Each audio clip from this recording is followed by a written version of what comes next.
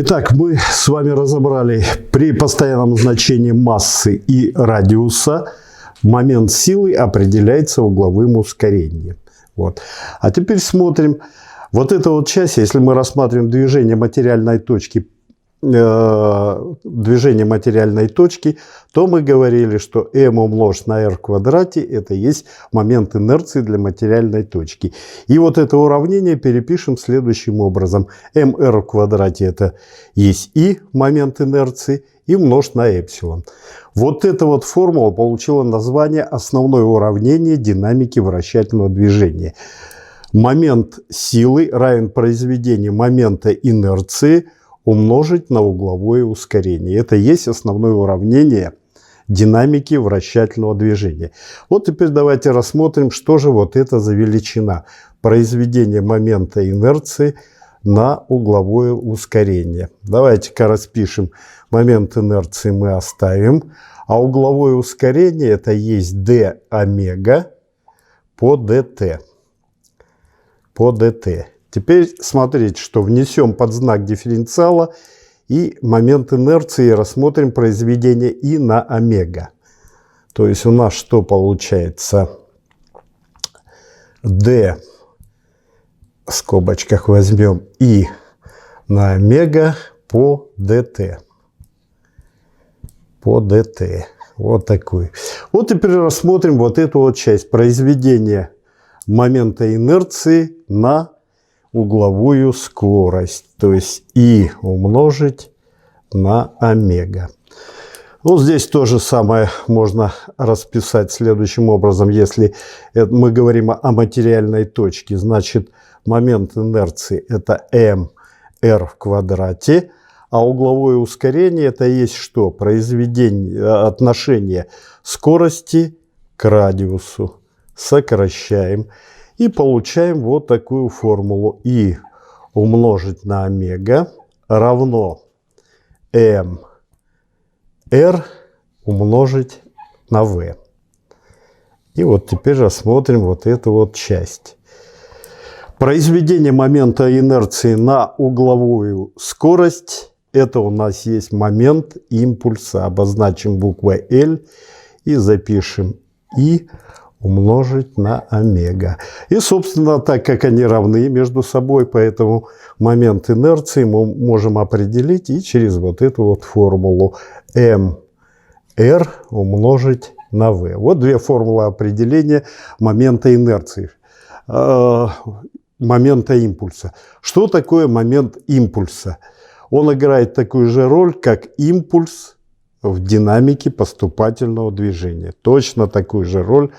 Тогда мы можем записать, значит, L умножить на омега равно константе. Константе. То есть вот эту вот величина у нас не изменяется.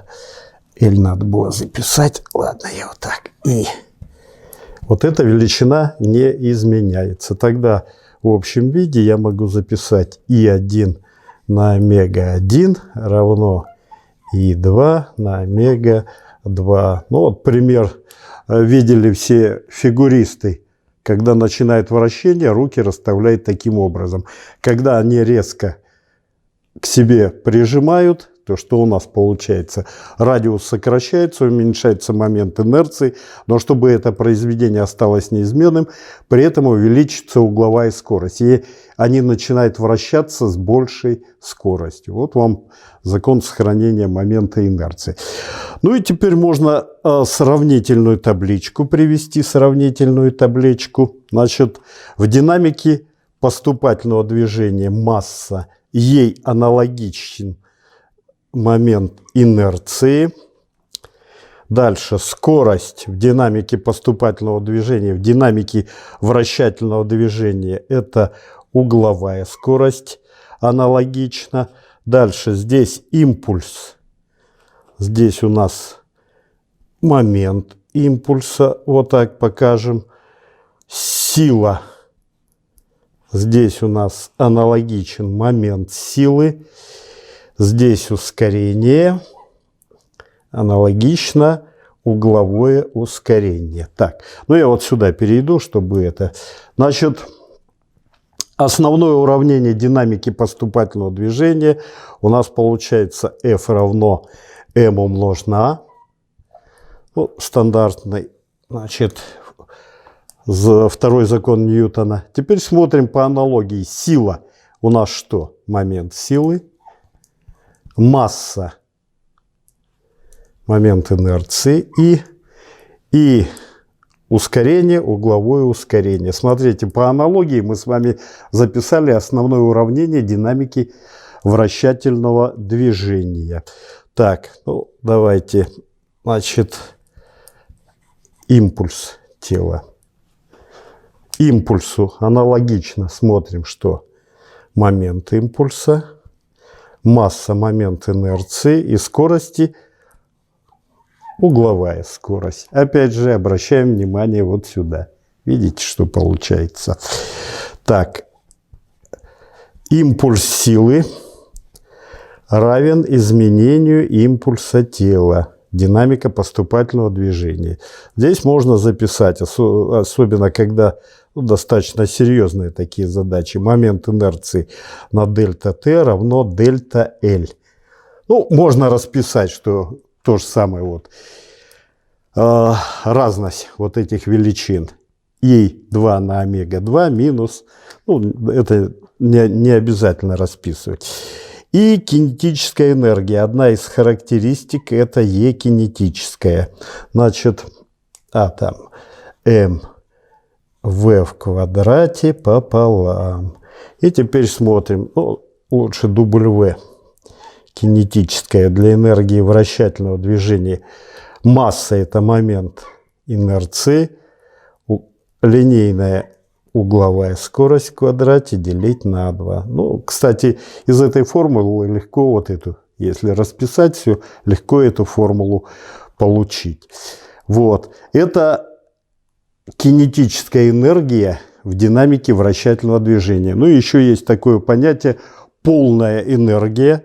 Тогда полная энергия любого тела, которое, например, цилиндр скатывается с наклонной плоскости, она будет равна кинетической энергии центра масс плюс И омега в квадрате делить на 2. Это вот формула полной энергии.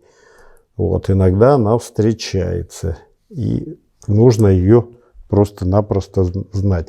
Это полная энергия в динамике вращательного движения.